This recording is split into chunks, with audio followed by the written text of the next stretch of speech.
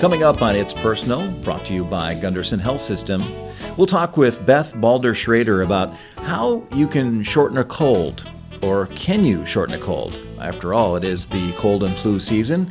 We'll have that conversation. Also, Dr. Kurt Oettel is here. He's going to talk about lung cancer and what you need to know.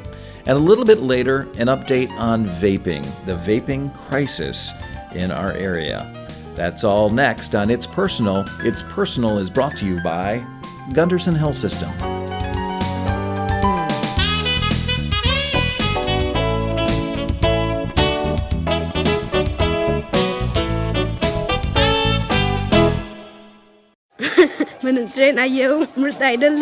Unless you're from Ethiopia, you won't fully understand this, but you might gather that 9-year-old Abo is excited.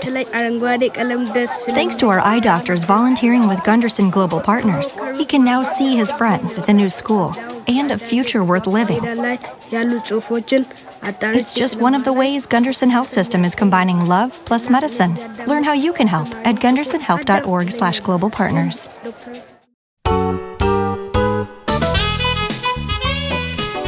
Welcome back to It's Personal. It's Personal is brought to you by Gunderson Health System. I'm Chris Stauffer. Well, we all get a cold, and none of us like to have them. And in fact, we'd like to have them get a little bit on the shorter side. How do we do that?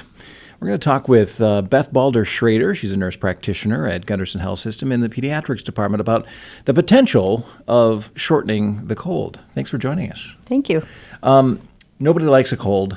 How do we shorten it? Is there a way? There probably isn't a way to shorten it other than to be in good health when you get it. So the better health you're in, the faster you get over colds, the better your immune system is. What do you tell patients who come in or parents that come in about their children and they say, oh, they've just been dealing with this for a long time, days or a week? How do you try to get them, what's the best advice for? I like to normalize it in that explain how long a virus lasts. So typically it gets worse the first week. The second week you get better. Sometimes you get more green and icky snot as you get into the second week because the virus is dying. So that's what you're seeing is all those little dead bodies there. So it's normal to have green mucus. It's normal to feel pretty crappy for a couple of weeks. If you're getting beyond 2 weeks or you start running a fever in the second week, or anytime after the first 3 or 4 days, that's usually unusual for a cold pattern, and it might signal there could be a secondary infection, like an ear infection or pneumonia or a sinus thing going on. And once it hits that level, is that when antibiotics come into play? Because I know that there is a protocol not to treat with antibiotics in our world today. So when we treat with antibiotics, we're treating a bacterial infection. So colds are viruses, but sometimes viruses could cause enough inflammation or enough pooling of mucus in places, behind ears, in your lungs, in your sinuses, that then you get a secondary bacterial infection. And so that's when antibiotics come in, is if we're suspecting there's a secondary bacterial infection. It doesn't do anything for the virus itself. Now, we see there's over-the-counter medications that say, shorten your cold, or say, as soon as you feel the symptoms of a cold coming on, to take X medicine. Have you heard any feedback? Have you got any feedback about some of those medicines that are out there on the market? Yeah, there's a lot of buzz about Zicam or zinc products that you can spray in your nose or take in tablet form. There aren't real strong studies that it makes a difference as far as how long you're ill, and there can be some side effects, particularly from the nasal zinc, that it can cause permanent lack of smell if it's used very long. Really? Okay. So there's some danger with that. There is some studies that are pointing toward nasal crom possibly being helpful. That's chromium sodium, and it may help shorten the course just a little bit. And then you could buy that over the counter. That too is a nasal spray. I'm sure that you're probably recommending to anybody listening to this, and when it comes to the cold, that it's going to be the typical things like rest and not going into work and spreading the cold around and taking care of yourself, I guess you could say, to get rid of that cold maybe sooner and to feel better. Any other pieces of advice? Because I know that a lot of people would say, a good old-fashioned cup of chicken noodle soup is going to help you. What are the old wives' tales that seem to maybe... There probably isn't any real benefit of it other than, when you're eating soup, it tends to make your nose run more, right? So it might help unclog your pores a little bit. Same thing with tea or other warm beverages. Analgesics are basically your friend, taking Tylenol or ibuprofen for sore throat or headache, etc. If you're having fever in that first few days, it's sure reasonable to do analgesics then. All right. Can you talk a little bit more about that? Because I know that providers will often say, try to stay ahead of the symptoms. Can you explain what that means? I'm not really sure what that means because Tylenol or ibuprofen should be used as needed. Okay. There's some benefit of our body revving up a little bit. So fever actually stimulates the immune system to fight the infection more. So if you aren't miserable, you don't need to take Tylenol or ibuprofen, especially in children. If kids get temps up to 102, they're feeling pretty miserable, of course you want to give them something to make them feel better. If their temps 99 to 100 or 100.5 and they're perking along and doing okay, I'd probably just let the fever do its work. A couple of other things I want to ask you about. And by the way, we're talking with Beth Balder-Schroeder. She's a nurse practitioner in pediatrics at Gunderson Health System, but we're talking about the common cold. Want to ask you a little bit about people will start to load up on vitamins, whether it's in the winter or whether they have a cold or not. What are your thoughts on that? There's not a lot of evidence that it makes a lot of difference unless you're missing those ingredients in your daily diet. So if you don't eat fruits and vegetables, which carry many of our vitamins, then it's not a bad idea to take a multivitamin throughout the year. For people who don't drink any milk, milk is really one of the only sources of vitamin D other than sunlight, and in Wisconsin we have so little sunlight in the winter that most of us probably need a vitamin D supplement. And vitamin D just is a good immune booster. It does a lot of things for your body. So if you don't drink milk, that would be one thing that you could take. It is found in any common multivitamin, kid or adult. So if you know your diet isn't very great, and you don't drink milk, a multivitamin usually does the trick. Little vitamin D doesn't hurt anybody, that's for sure. No. Let's talk a little bit about the other thing that people will talk about, especially if they feel the cold symptoms come on. I've heard a lot of people say, lots of liquids, really just, trying to flush the system. What are your thoughts on that?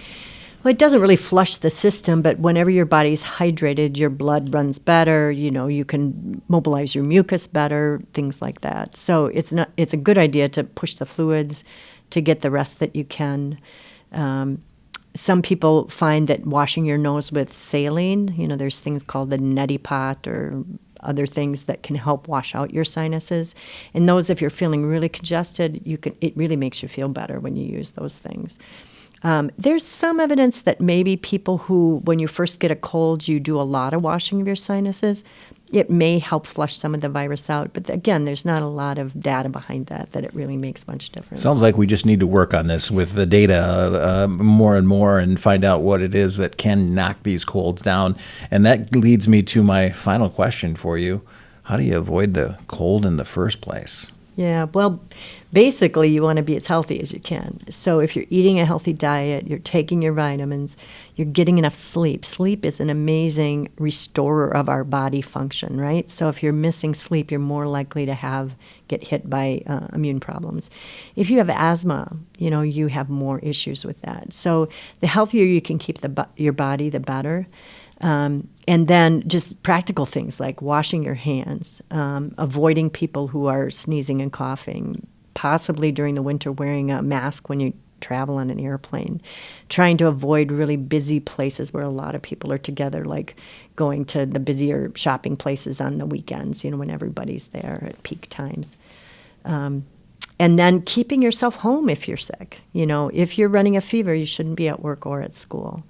We can't all stay home for 2 weeks till we're no longer coughing at all, but the virus is most potent in that first few days of your illness. And then trying to avoid your loved ones when you are feeling sick, staying in your bedroom and trying to make sure you clean up after yourself, right? I often recommend just having them keep a baggie, and you can use all your Kleenex, your dirty Kleenex, and keep putting them in there so you aren't spreading it all over everywhere.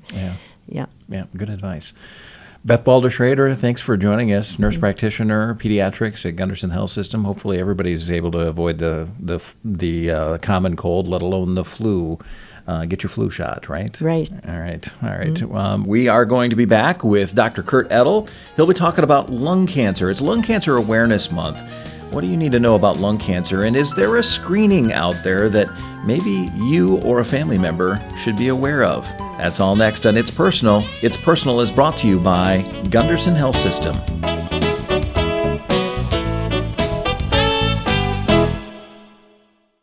Dear Gunderson, like any child, my son Joey was extremely nervous before ear tube surgery. But Dr. Seek had a surprise for us. He told my son that he would wake up after surgery with a dinosaur tattoo, and we would have to find it.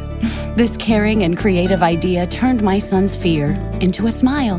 Thank you for showing us what Love Plus Medicine really means. Sincerely, Joey's mom, Alicia. P.S. The tattoo was hidden on the bottom of his foot.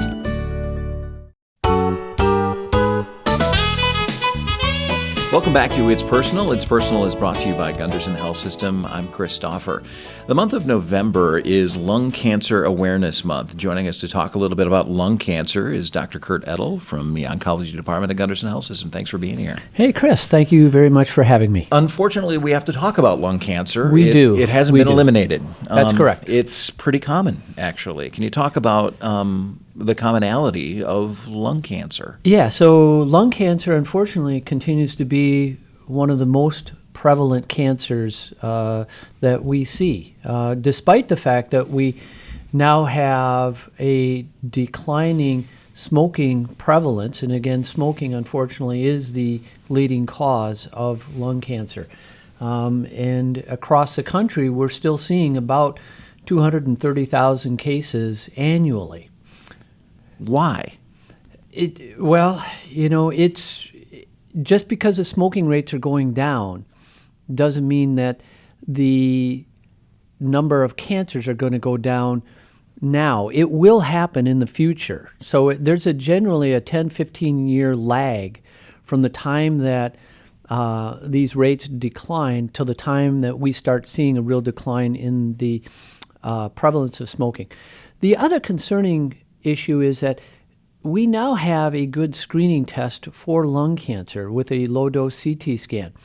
But the number of people who are eligible versus the number of people who actually follow through with that scan is low. We know that there are many, many patients who would be eligible for a scan who don't get the scan. So why are they not getting this scan? Well, we think that there's a couple reasons, and we don't know everything for sure, but I think two reasons that have stood out on some of the preliminary testing is that, one, unfortunately, there's a stigma associated with smoking, and patients have a sense of nihilism in terms of like, well, if I've been smoking all my life and I get a scan that shows me I have cancer, it's kind of like I did this to myself, and there's a strong stigma that we really need to erase. I mean, there are many health habits that we have that we do to ourselves that can be prevented, but is not associated with the same stigma that smoking has. The other issue that might have to do with the low smoking rates is actually physicians advocating to their patients to get the scan, because I think that there are some physicians who still feel that the benefit of getting a diagnosis and treatment of lung cancer is frankly not worth it sometimes. How are those conversations with patients who should maybe be getting a scan? How do they go? Well, I'm a little bit downstream of most of that, right, in the sense of like I'm seeing patients who already have the diagnosis, but some of the research would say that some of those conversations don't happen. Okay. And some of the research would also suggest when those conversations do happen, patients say, thank you, no thank you, much like patients may say, thank you, no thank you for my colonoscopy. Or a flu shot. Exactly. I'll just ride it out, take my chances, and what happens down the road happens down the road. Interesting, very interesting. You mentioned that smoking is obviously one of the causes of lung cancer. What are other causes of lung cancer? Because I think most people, when they hear lung cancer, they make that assumption. Correct. The stigma that you mentioned is that it's a smoker. Right, and that's not always the case. We know that anywhere from 15 to 20% of all lung cancer are in patients who have no smoking risk factors at all, been non-smokers their whole life. So we know that radon plays a role.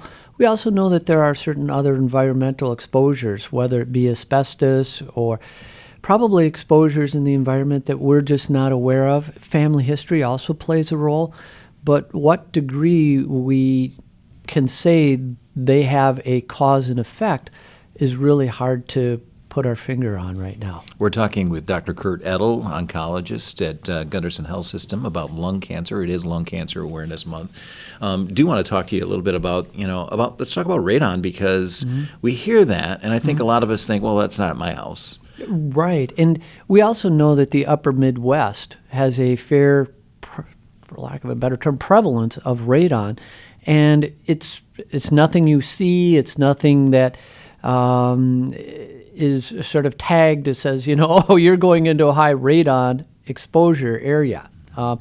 But we know it's a cause of cancer, but to what degree and how susceptible patients are is really hard to put our finger on. And would you agree that some people are afraid to maybe test for radon in their home because then they're fearful of having to do radon eradication? Yes, and that's costly. That can have a big price tag for something you just don't see.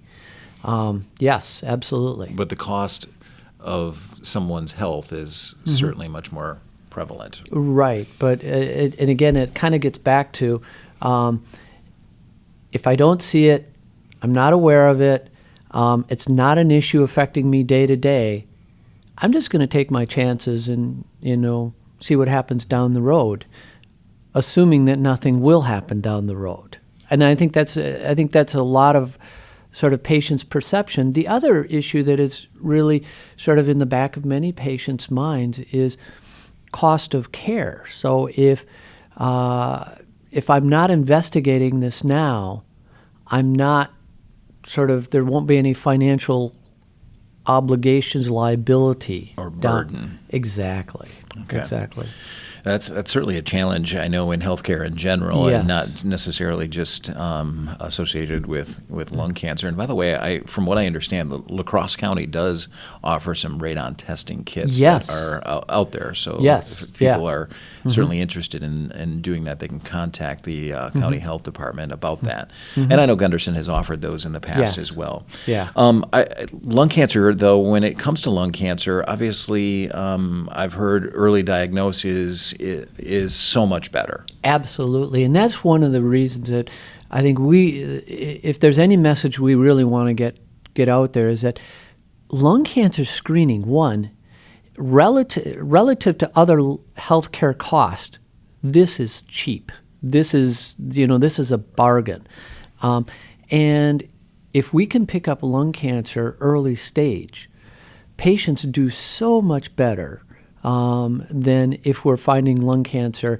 at advanced stages. So who should be getting those scans? So most of the recommendations look at patients anywhere from 55 to mid-70s. But by and large, if you have good health, I believe it should not stop at the mid-70s. But for people who are healthy, they should have a scan. But patients who have a 30-pack year smoking history, that is, if you've smoked a pack a day for a year, that's a single pack year history. Patients who have accumulated a 30-pack year smoking history, or patients who are currently smoking, would be eligible for a low-dose screening CT scan. And again, these scans don't come with, drinking dye or the prep that goes with colonoscopy. It's not necessarily uncomfortable like a mammogram might be for some women. Takes all of 30 seconds, lying on a table, going through a CT scan.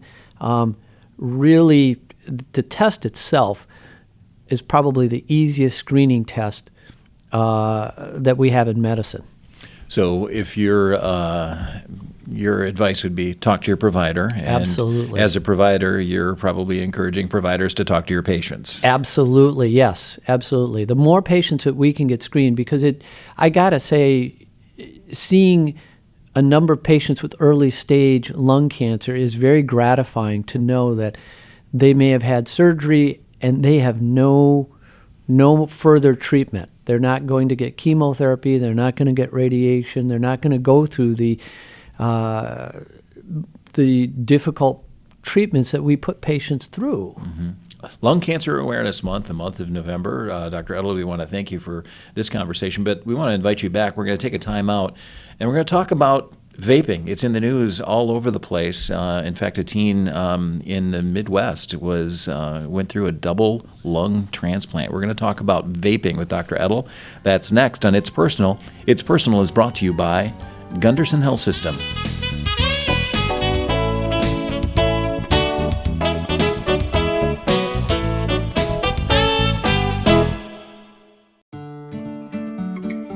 Dear Gunderson, my mom told me to write a thank you note for the cool bicycle helmet you gave me for free. It's the same color as my bike, which is mostly blue and some green. I like to wear it so if I crash, like my friend Charlie, I won't get stitches in my head. Charlie said stitches hurt a lot. You're nice. From your friend, Jeremy.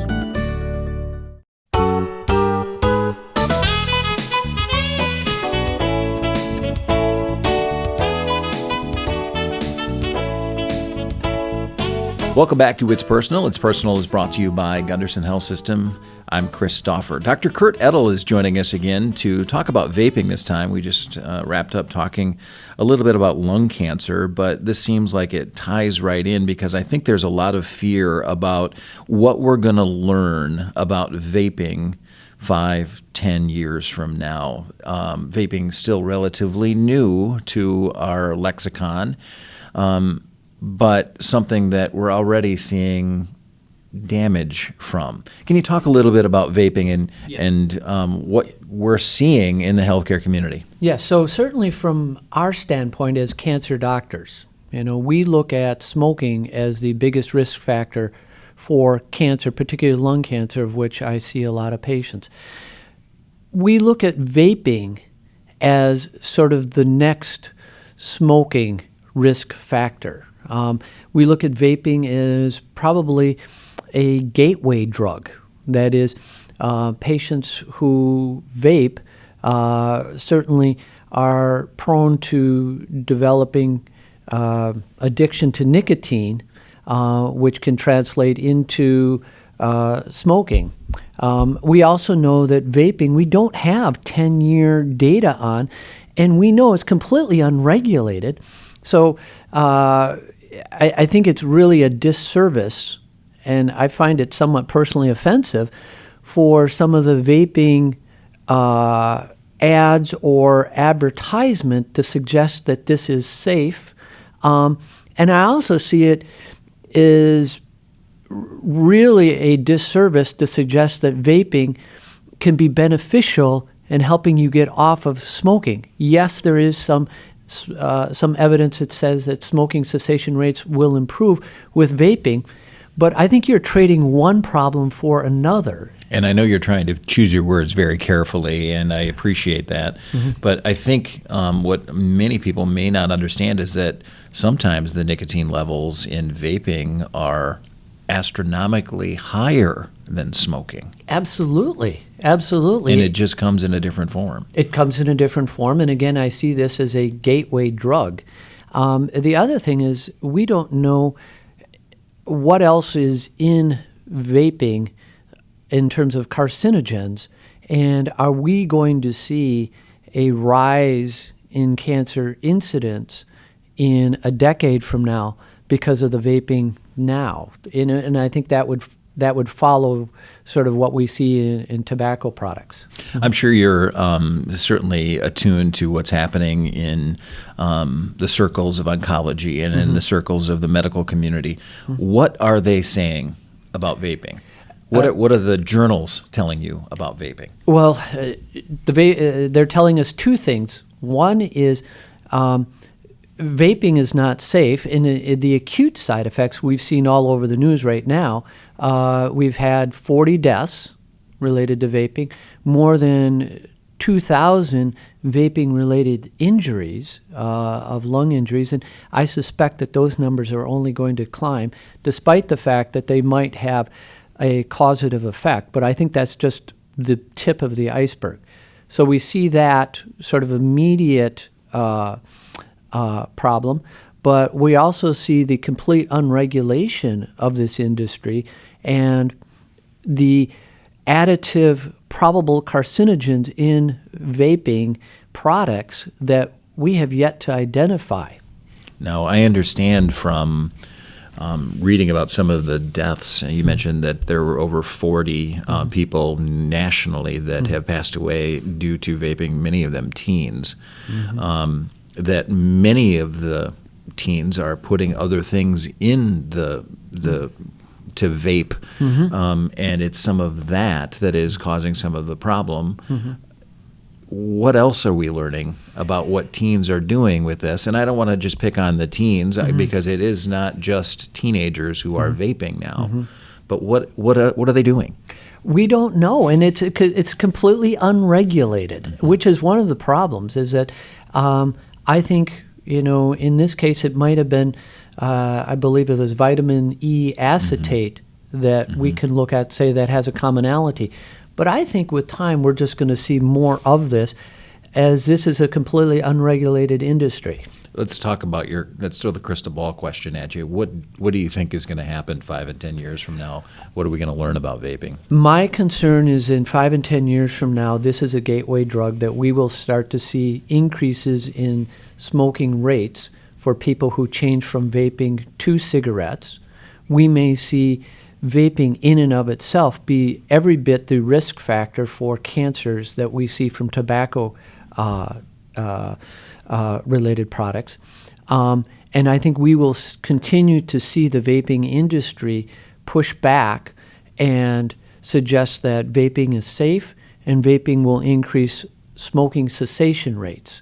And I think those two, you have a small amount of truth in a ocean of lies. Interesting, very interesting. Again, we're talking with Dr. Kurt Oettel, oncologist at Gunderson Health System, about obviously the topic of vaping. I do want to ask you, what's your message to anyone who is vaping right now? Right now, it's buyer beware. As buyer beware, It's the Wild West. It is the Wild West. We have no regulation of what's in vaping products. There's a pushback to have any kind of regulation. I think particularly where it's most troubling is in the young adolescent, teen, early 20 population, where it's just perceived as being completely safe. I can start and stop at any point in time, and there's no consequences to this. And I think it really behooves a good conversation, especially amongst parents in adolescence, where many of these habits are starting. Well, you mentioned the word habit, and I want to bring that up because smoking is a habit, overeating is a habit. You can even say you can be addicted to soda, or you can be addicted to Absolutely. a lot of different things. This seems like it's pretty high on the list when it comes to addictive materials, especially when you're talking about nicotine. I mean, nicotine can be more addictive than cocaine. Interesting. Yeah. Dr. Oettel, we're out of time. I want to say how much we appreciate your conversation about vaping. We're going to continue to try and get the news out there about what the medical community is saying about this, because I don't know that everybody's necessarily getting that message, and there's sort of a sense of it's not going to happen to me. Correct. And that's unfortunate. So we appreciate your time, and so thanks for being here. Hey, thank you for having me, Chris. All right. If you want to learn more about vaping, you can go to the Gunderson Health System website. There have been different events that have also been popping up about getting the word out about vaping, and you can certainly look for those on the Gunderson Health System website. That's gundersonhealth.org.